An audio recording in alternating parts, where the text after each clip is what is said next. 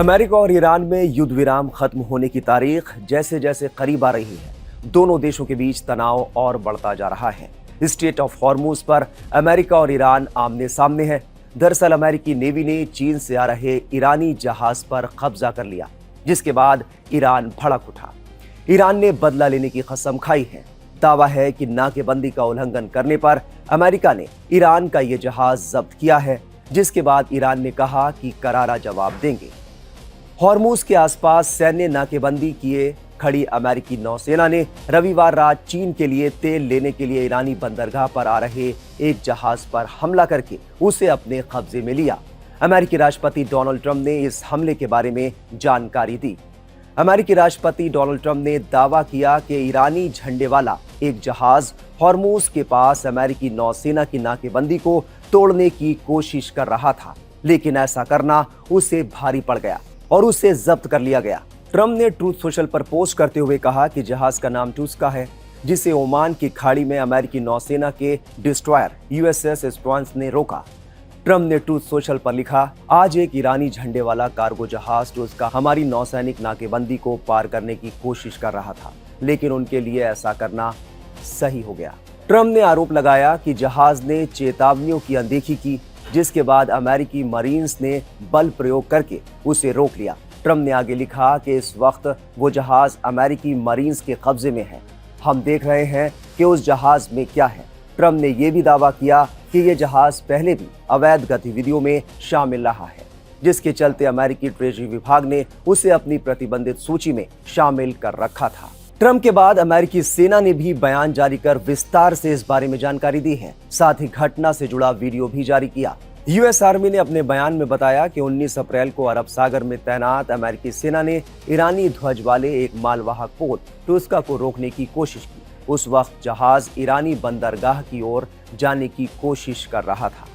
उसे देख guided missile विध्वंसक पोत यूएसएस एस्ट्रोंस ने टूस्का को रोकने की कोशिश की। तब वो पोत उत्तरी अरब सागर में 17 समुद्री मील की गति से ईरान के बंदर अब्बास की ओर जा रहा था। अमेरिकी सेना ने कई बार चेतावनी जारी की और ईरानी ध्वज वाले पोत को सूचित किया कि वो अमेरिकी नाकेबंदी का उल्लंघन कर रहा है। अमेरिकी सेना ने बयान में बताया कि अमेरिकी नौसेना की 31वीं मरीन एक्सपीडिशनरी यूनिट के सैनिकों ने उस पोत पर चढ़कर अपने कब्जे में उसे ले लिया।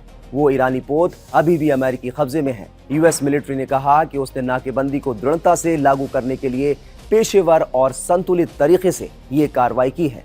नाकेबंदी शुरू होने के बाद से अमेरिकी सेना अब तक 25 वाणिज्यिक जहाजों को वापस मोड़ने का निर्देश दे।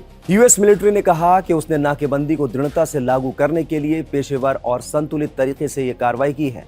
नाकेबंदी शुरू होने के बाद से अमेरिकी सेना अब तक 25 वाणिज्यिक जहाजों को वापस मोड़ने का निर्देश दे चुकी है। अमेरिका के इस एक्शन से ईरान भड़क गया है। उसने इसका जवाब देने का ऐलान किया है। ईरान के सैन्य कमांड ने अपने मालवाहक पोत टूस्का पर अमेरिकी हमले को समुद्री डकैती करार दिया है। सरकारी मीडिया IRIB के मुताबिक ईरान ने चेतावनी दी कि वो इस उकसावे वाली कार्रवाई का जल्द ही करारा जवाब देगा। इस खबर के सामने आने के बाद पहले से तनाव से जूझ रहे खाड़ी के हालात के और विस्फोटक होने की आशंका पैदा हो गई है। उधर भारत में ईरान के प्रतिनिधि डॉक्टर अब्दुल मजीद हकीम इलाही ने कहा कि ईरान युद्ध नहीं चाहता, लेकिन ईरान को अमेरिका और इजराइल पर भरोसा नहीं है। उसके बावजूद ईरान बातचीत के लिए राजी हुआ। Actually, from the beginning, we had doubt about their readiness for negotiation, and we announced it clearly and frankly. We said that they are not ready for negotiation, but we wanted to show to the world that we are not the people of war. We want to peace in our region, because due to this war, a lot of countries got a lot of problems, because the price of gas is increased, the price of oil is increased, and the price of even goods and other issues and materials is increased. A lot of factories in different countries are closed. A lot of restaurants and hotels got closed. So we wanted to show that we don't want war, we want peace in this region. And we went for negotiation, and our spokesperson of parliament, Dr. Ghalibaf from the beginning said that there is no trust on other side, but we go, and we understood that they are not ready for negotiation. Now also we say that they want to get something which they couldn't get it through war, but they want to get it through negotiation. And I'm sure that they will not get it. Iran is very, very strong, and Iran is ready to defend itself. Iran is ready to defend its dignity. Iran is ready to defend its humanity, freedom, and justice. I'm sure that Iran never, as they want, is submit itself as unconditional surrender, which they mention it. इस बीच जानकारों का कहना है कि America और Iran में deal होना इतना आसान नहीं है। ईरान की इस्लामिक रजीम भी झुकने को तैयार नहीं है और अमेरिका का भी रुख और इजराइल का भी जो रुख है वो पूरी तरीके से एक सख्त बना हुआ है। तो ऐसे में राष्ट्रपति डोनाल्ड ट्रंप ये ज़रूर कह रहे हैं कि वो इस्लामाबाद जा सकते हैं, लेकिन मेरे असेसमेंट के मुताबिक उनका ये जो बयान है वो बातचीत की प्रक्रिया को आगे बढ़ाने के संदर्भ में जो एक सकारात्मक वातावरण को निर्माण करने का जो प्रयास है अमेरिका के राष्ट्रपति की तरफ से, उसके तहत उन्होंने दिया है। लेकिन ये जो डील है ये होना आसान अभी नहीं दिखाई देता है। यदि ये डील हो जाती है तो इससे अच्छा कुछ नहीं हो सकता।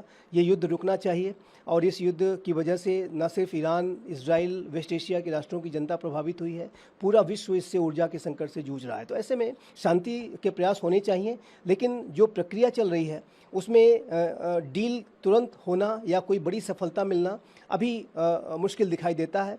लेकिन मैं अंत में इसमें यही कहना चाहता हूँ कि ये जो बातचीत चल रही है उसमें बुद्धिमत्ता के साथ यदि वारिंग पार्टीज काम लें, जिसको कहते हैं विजडम, अगर प्रिवेल करता रहे, जो कि सीज फायर के समय से करता हुआ दिखाई दे रहा है, तो इससे अच्छा कुछ नहीं हो सकता। और यदि कोई डील हो जाती है जिसमें कि एक विन विन फार्मूले के तहत दोनों पार्टी सहमत हो जाती हैं, तो ये पूरे विश्व के लिए अच्छा होगा। और ये जाहिर है कि ईरान और अमेरिका और इजराइल के लिए तो विशेष रूप से ये बहुत ही अच्छे संदेश लेकर के आएगा। बता दें कि अमेरिकी राष्ट्रपति डोनाल्ड ट्रंप ने 8 अप्रैल को ईरान के साथ 2 हफ्ते के सीज फायर का ऐलान किया था।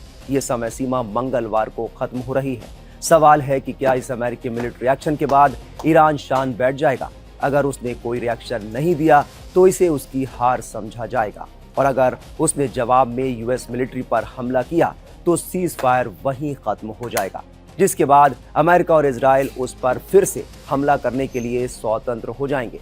अगर ऐसा होता है तो दोनों देशों के बीच फिर से भीषण युद्ध देखने को मिल सकता है।